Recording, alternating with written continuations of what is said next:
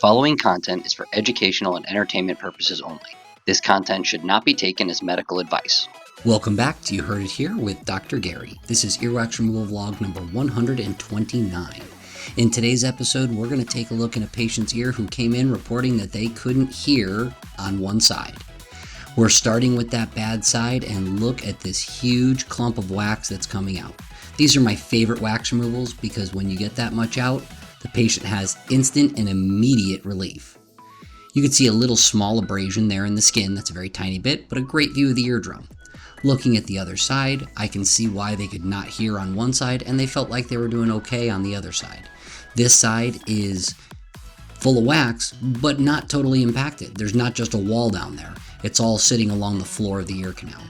We're going to remove that other large chunk of wax. Again, another quick one, and there's the eardrum.